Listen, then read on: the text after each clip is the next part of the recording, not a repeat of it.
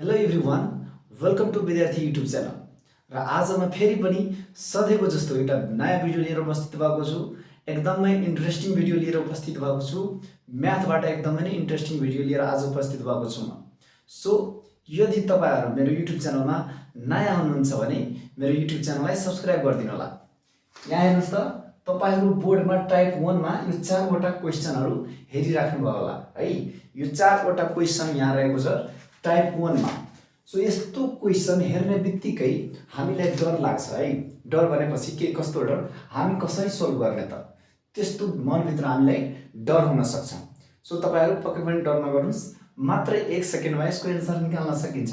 So type 1 मा मैले समलाई लिएको छु है, एडिसनलाई लिएको छु। हेर्नुस् त, यदि यस्तो समको रूपमा छ र त्यसको इन्फिनिटिभ सम्म सम निकाल्न भनेको छ भने त्यस्तो केसमा हामीले के गर्ने, यो रुट भित्र जुन डिजिट दिएको छ, जुन नम्बर दिएको छ, त्यसको फ्याक्टर निकाल्ने। के गर्ने? फ्याक्टर। यस्तो फ्याक्टर जसको डिफरेन्स चाहिँ 1 हुनुपर्छ, जसको फरक चाहिँ 1 हुनुपर्छ। सो 2 को फ्याक्टर 2 1 जा 2। अब हेर्नुस् त, 2 - 1 कति भयो त? 2 - 1 = 1 हुन्छ। त्यसको डिफरेन्स पनि 1 भयो। हो, यही हाम्रो मेन उद्देश्य के हो भने यस्तो फ्याक्टर जसको डिफरेन्स 1 हुनुपर्छ। अब 1 भइसक्यो। अब एन्सर कति हुन्छ? हो, यहाँ अझै के याद गर्नुपर्छ, प्लस हुन्छ भने बिग नम्बर लिने, भनेपछि ठूलो नम्बर लिने। ओके, यहाँ यदि माइनस छ भने स्मल नम्बर लिने, सानो संख्या लिने। अझै बुझ्नु भएन होला है। यदि प्लस छ भने यो रुट भित्र हेर्नु, हामीले सम गर्दैछौँ। सो यदि सममा छ भने हामीले यो फ्याक्टरको बिग नम्बर लिने, ठूलो नम्बर लिने। यदि माइनस भइदिएको भए हामीले सानो फ्याक्टर लिन्थ्यौँ। सो यहाँ हेर्नुस् त, यो प्लस है, प्लस साइन छ। सो यसको एन्सर कति हुन्छ? डाइरेक्ट यसको एन्सर कति हुन्छ त? 2 हुन्छ यसको एन्सर। ओके, पक्कै पनि बुझ्नु भयो। अब त्यस्तै हेर्नुस् त, 12 को है, 12 को यस्तो फ्याक्टर जसको डिफरेन्स कति हुनुपर्छ? 1 हुनुपर्छ। सो 4 थिए 12 है, 4 3 जा 12। अब हेर्नुस् त, 4 - 3 भनेको 1 हो कि हैन? यो भइसक्यो, 1 हाम्रो डिफरेन्स आइसक्यो। अर्को कुरा के याद राख्नुपर्छ भने यदि प्लस छ भने हेर्नुस् त, यो रुट भित्र प्लस छ, सममा छ भने हामीले बिग नम्बर लिने। सो यसको एन्सर कति भयो? 4 भयो एन्सर। ओके, कति सजिलो। त्यस्तै 72 को हेर्नुस् त, 72 को। अब 72 को फ्याक्टर निकाल्नुस् त। 72 को फ्याक्टर कति हुन्छ? 9 8 72 भनेपछि 9 8 - 1। हामीले यस्तो फ्याक्टर लिनुपर्छ जसको डिफरेन्स 1 हुनुपर्छ। सो 1 भएपछि बिग नम्बर कुन हो? के रे? Big number 9। So 9 answer. त्यस्तै 110 को 11 10 जा 110 अनि डिफरेन्स कति हुन्छ? 11 - 10 भनेको 1। सो यसको एन्सर कति हुन्छ? 11 हुन्छ। सो तपाईहरु पक्कै पनि बुझ्नु भयो होला है। यदि प्लस छ भने बिग नम्बर लिने, ठूलो नम्बर लिने। यदि माइनसमा छ भने सानो लिने। सो यो हाम्रो टोटल 4 वटा प्रब्लम केसँग रिलेटेड थियो टाइप 1 मा, प्लससँग, एडिसनसँग। यदि इन्फिनिटीमा माइनस हुन्छ भने, माइनससम्मको इन्फिनिटीमा निकाल्न भन्छ भने त्यसलाई कसरी गर्ने टाइप 2 मा हेर्नुस्। हेर्नुस् त, यहाँ टाइप 2 मा मैले सेम फर्स्ट टाइपकै नम्बरहरुलाई लिएको छु, तर त्यहाँ के थियो? एडिसन थियो, यहाँ सब्ट्र्याक्सन छ है। यहाँ माइनसमा छ, इन्फिनिटिभ सम्मको माइनस हो। यसमा पनि सेम के गर्नुस्? फ्याक्टर। यस्तो फ्याक्टर जसको डिफरेन्स 1 हुनु पर्यो। सो 2 - 1 भनेपछि माइनस छ भने के हामीले भन्ने थियो? प्लस छ भने बिग नम्बर लिने, माइनस छ भने स्मल नम्बर लिने। सो यहाँ हेर्नुस् त, माइनसमा छ भने, यहाँ माइनस छ भने स्मल नम्बर। सो 1 हुन्छ यसको एन्सर। त्यस्तै 12 को फ्याक्टर कति थियो त? 4 × 3 माने 4 - 3 = 1। सो स्मल नम्बर यसमा कुन छ? 3 छ। ओके, त्यस्तै 72 को कति थियो? 9 - 8 9 = 72 हुन्छ हो। सो स्मल नम्बर कुन छ? 8। सो 8 एन्सर हुन्छ।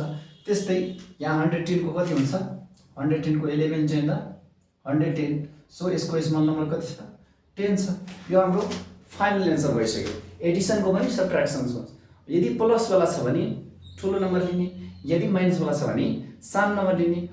अब टाइप 3 को हेर्नुस् त, यदि टाइप 3 मा हामीले मल्टिप्लाई दिएको छ है, रुट भित्र फेरि रुट अनि त्यस्तो दिएको छ भने इन्फिनिटिभ सम्म मल्टिप्लाई गर्न भन्यो भने मात्र 1 सेकेन्डमा हेर्ने बित्तिकै तपाईहरु लेखिदिनुस्, यसको 3 एन्सर हुन्छ।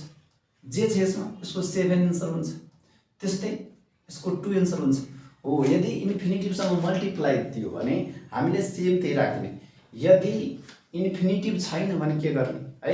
अब टाइप 4 मा यदि इन्फिनिटिभ छैन भने के गर्ने टाइप 4 मा हेर्नुस्। हेर्नुस् त टाइप 4 मा इन्फिनिटिभ दिएको छैन तर मल्टिप्लाई गर्नु भनेको छ हो। अब यस्तो केसमा के गर्ने, यस्तो केसमा हल्का फरक यहाँ प्रयोग लगाउनु पर्छ है।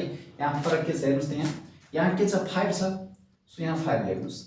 त्यसपछि ओके अब यो रुट स्क्वायर रुट छ ओके, सो यहाँ स्क्वायर रुट लिने ओके। स्क्वायर रुटको भ्यालु कति हुन्छ 2 भनेपछि यहाँ 2 राख्नुस् 1/2 हुन्छ, सो 2। अनि त्यसपछि अब हेर्नुस् त कतिवटा नम्बर छ 1 2 3, सो 2 को पावर 3 है, ख्याल गर्नुस्। अनि त्यसपछि 2 को पावर 3 छ तल, अनि 1 घटाएर 2 को पावर 2 लेख्नुस्, प्लस 2 को पावर 1 लेख्नुस्, त्यस्तै प्लस 2 को पावर 0 सम्म यहाँ आउनु है, लेफ्टमा आउँदै गर्नुस् घटाएर। अब हेर्नुस् त कति भयो 5, अनि 2 को पावर 3 भनेपछि 8, अनि 1 2 जा 2 अनि 2 जा 4 ओके। सो हेर्नुस् त 5 अनि 7/8 हुन्छ, 5 को पावरमा 7/8, यो हाम्रो एन्सर भयो।